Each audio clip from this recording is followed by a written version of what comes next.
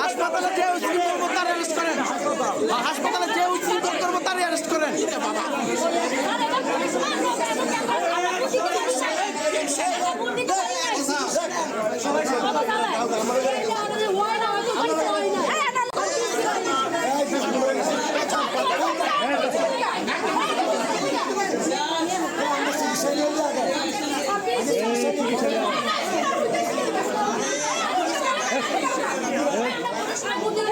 মানে ১৫টা থেকে 12:30 থেকে ১৫টার মধ্যে 5 থেকে 7 জন রুগী আমাদের এখানে মারামারি মিছিলে আমাদের হাসপাতালে আসে।